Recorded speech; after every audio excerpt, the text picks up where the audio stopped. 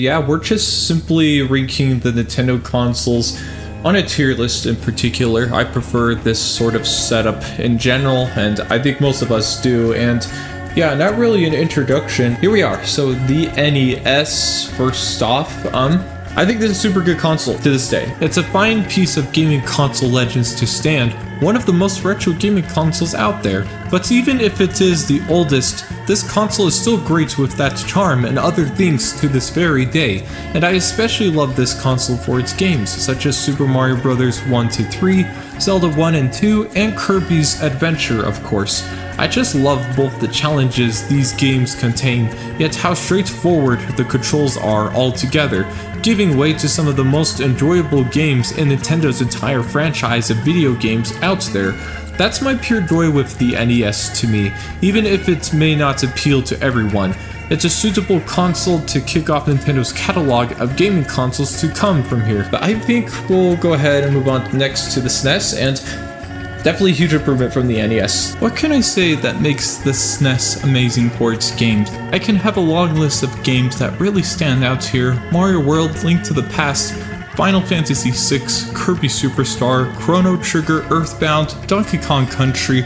I could bore you talking about these games if I want to, but back to the console itself though, it is the true first modern gaming console, from its controller to how at this point the companies making these games are really starting to master their crafts on what to put on the TV for all of us to enjoy, and whether if it went uphill or downhill for those crafters, the SNES still holds an impact and contains games that still have recognition to casual players and fans alike that are loved.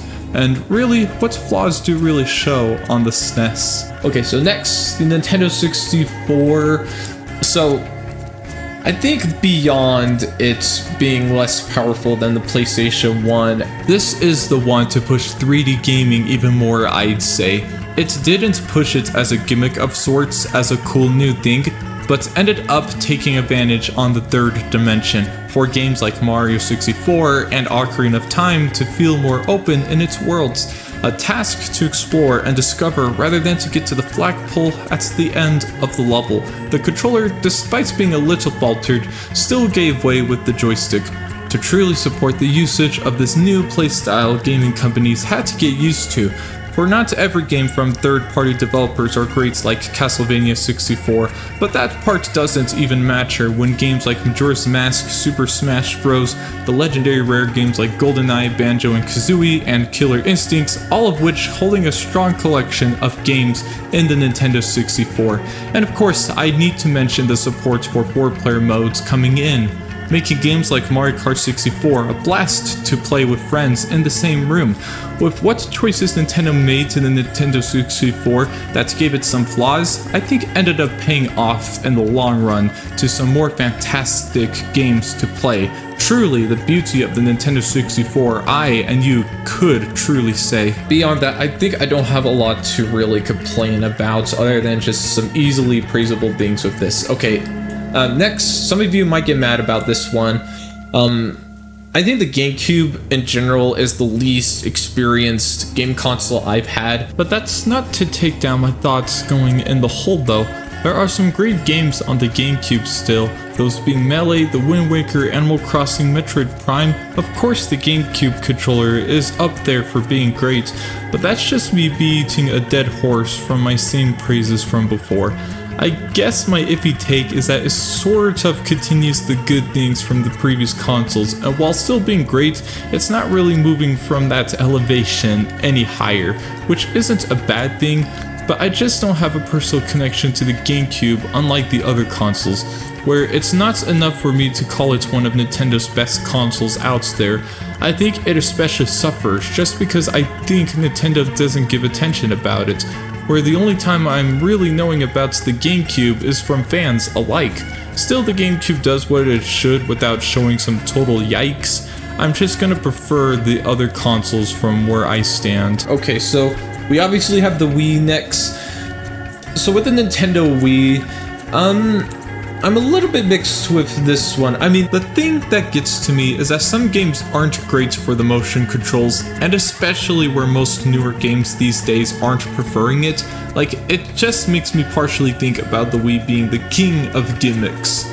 But it doesn't mean that the Wii isn't terrible though. It's far from that, because at the same time, the motion controls do have their appropriate place, where they do make certain games fun to play, like Wii Sports of course, and still the great list of games aren't going away.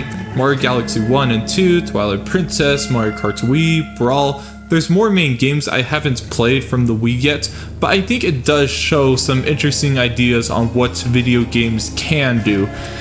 And even just to mess around for fun, like the Wii channels. Like, I do remember screwing around on the Shop and Me and Forecast channels as a kid, which truly is the main thing that makes the Wii great. It was about the innovations on the player's experiences, rather than making the next console powerful and stronger. So while there can be some things that age, the things that do shine on the Wii are still timeless, probably for eternity. Oh, and LEGO Star Wars is fantastic, before I forget. And I'll just kind of go with it like that. Okay, so the Wii U. So with the Wii U, I really don't want to throw this here for bad reasons. There could have been good potentials with this console, I think, mainly talking about the games that should have been here, but I guess it was just the underperformance of the console that's made Nintendo not willing to throw in their best games on it. Instead, that honor would go to the 3DS in this era, where some of its games are considered underrated from what I've heard. I mean, Nintendo is trying to forget about their failure with the Wii U. A lot of the games on it ended up getting deluxe versions on the Switch anyways, which gives it a worthless point on owning the Wii U this very day. I mean, if we do look at the games it does have, it's still good. I mean, there's Smash 4, Mario Kart 8, Mario 3D World. But if I can define the Wii U, is that it's pretty underwhelming in general. The features are mostly worthless, and the Wii U lacks the hit titles, strongly comparing to the other consoles before and after it.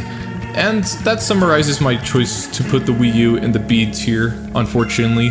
Okay, so now we're down to the Nintendo Switch as our final console, at least the latest, up until this recording here. And it's been overall super good for Nintendo console standards. The gaming library is back to having great games all over the place. Mario Odyssey, Breath of the Wild, Ultimate, the Splatoon games, Kirby and the Forgotten Land, Metroid Dread, Animal Crossing New Horizon, and of course more from there. Ultimately, the Switch was able to retain the idea of what's made the Wii successful, and even went beyond that. The Switch is Nintendo's best-selling console up till this point, but besides all the cash coming into Nintendo from the Switch, the design is well-deserved and innovative. But there are some improvements I would consider. The Joy-Cons are cool, but I'm taking the Pro Controller every time though, especially with the infamous drifting, and of course they're for baby hands for their size.